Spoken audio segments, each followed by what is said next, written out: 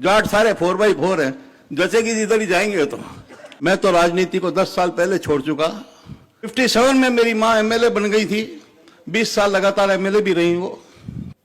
आज बड़ा शुभ दिन है, आप सब लोगों के दर्शन हुए और जाट सभा की मीटिंग थी, इसलिए मैं दिल्ली जाने वाला था मगर मैं रुक गया। मैं कहा आज जाटों के दर्शन करके जाऊंगा, एनर्जी मिलेगी। सबसे पहले तो मोतियों से महंगे मेरे जाट समाज के लोग जो मेरे सामने बैठे हैं और मेरे सामने मेरी बहनें और मेरी बेटियां बैठी हैं, इन सबको मेरा बहुत बहुत शुभकामनाएं। बड़ी खुशी की बात है, मगर समाज को नहीं छोड़ सकता, न छूटेगा। ये तो मरने के बाद ही छूटेगा मेरे ख्याल से। जाट जहां भी बुलाएगा वहां मैं जाऊंगा, जाटों की सेवा करूंगा, जितना बन पड़ेगा करूंगा। लड़ने के लिए बुलाएंगे तो लड़ने के लिए भी जाऊंगा, सब जगह जाऊंगा। मुझे बड़ी खुशी होती है। मैं जयपुर आया था मेरे ख्याल से 70 भी नहीं 68 में आ गया था। उस टाइम यूनिवर्सिटी में लड़के पढ़ते थे 15 जाटों के। जयपुर जिले के 2 ही जाट थे जो यूनिवर्सिटी में थे, जयपुर जिले के 2 जाट थे। मगर जाटों की कोई मीटिंगें भी नहीं थी, कुछ भी नहीं था। सन 70 में यहाँ स्वाधीन जाट छात्रावास की स्थापना कर दी मैंने और 14 लड़कों से हॉस्टल शुरू किया। और बड़ी खुशी की बात है, हर साल जाट फंक्शन हॉस्टल में होता था और उसमें सारे नेता, मिनिस्टर, जितने भी जाट जयपुर शहर में होते थे वो सारे आते थे। हमारे पूजनीय गोवर्धन सिंह जी चौधरी IAS, ब्रजेंद्र सिंह जी IAS, पूरण सिंह जी IAS, राजा निरंजन सिंह जी IAS, ये लोग, राम नारायण जी चौधरी चीफ इंजीनियर साहब, हरि सिंह जी चीफ इंजीनियर साहब, ये सब लोग आते थे। हमें बड़ा उनसे बल मिलता था और उनसे सीखने को मौका मिलता था। वो जमाना अच्छा था। 57 में मेरी माँ एमएलए बन गई थी, 20 साल लगातार एमएलए भी रही वो। मेरे पिताजी बच्चू सिंह जी भरतपुर के साथ 1945 में हवाई जहाज में रॉयल एयरफोर्स के अंदर पायलट हो गए थे।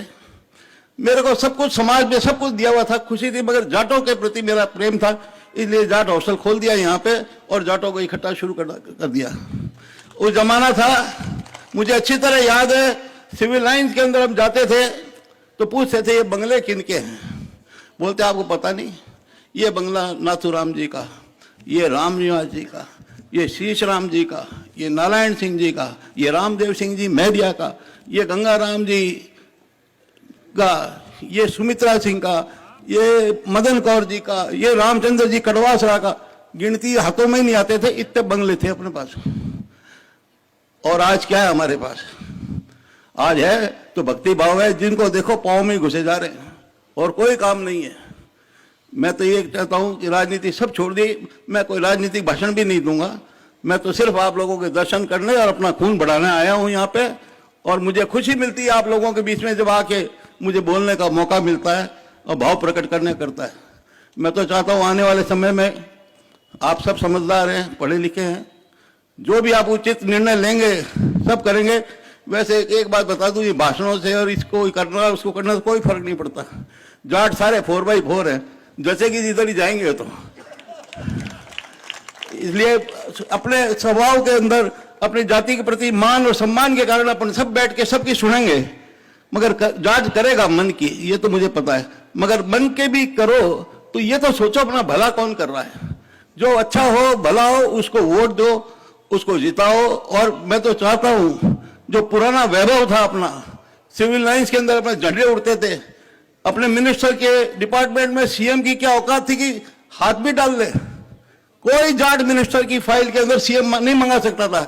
आज कोई ऐसी फाइल नहीं है जो मिनिस्टर के, चीफ मिनिस्टर के पास नहीं जाती है। मैं तो चाहता हूं उसी जाति गौरव। अब मैं भी 75 साल का हो गया, हॉस्टल छोड़ दिया, दूसरों को संभला दिया। स्वाधीन छात्रावास था, वो महिलाओं के लिए। यहाँ आरुषि मलिक है, मेरी भतीजी है, उसको कहा बेटा आप संभालो इसको, उसको लड़कियों का हॉस्टल बना देंगे। नक्शा पास हो गया है और इस अगले महीने से काम शुरू हो जाएगा वहाँ। तो मेरे ख्याल से बिल्कुल महारानी कॉलेज के पास है, हॉस्टल है, तो हॉस्टल बन जाएगा। मैं कहता 10-20 कमरे में ही बना दूंगा और बनवा दूंगा हॉस्टल पूरा। तो अपनी लड़कियों को पढ़ाओ। मेरे तो खुद के 3 लड़कियां हैं और अपने घर में तो पावर ही स्त्रियों के हाथ में ही रहा है, इसलिए आप लोग ज्यादा जोर लगाओ। मेरी माँ एमएलए रही 20 साल, मेरे से तो कुछ नहीं हुआ और मेरी पत्नी और बढ़ गई मिनिस्टर। तो इसलिए मैं तो ये चाहता हूं आप लोग खूब सक्रिय रहो और अपने दुश्मन को पहचान लो, कौन अपना भला चाहता है, कौन बुरा चाहता है। जो अच्छा चाहता है उसको वोट दो। और आप सबके दर्शन हुए, बहुत बहुत आत्मविभोर हूं, आज खुश हूं। और आप बहुत बहुत प्रगति करें, समाज में आगे जाएं। हमारा कैलाश भाई भी आ जाए वहां, मगर ये इलेक्शन नहीं लड़ा कभी, ये हमारा भांजा है।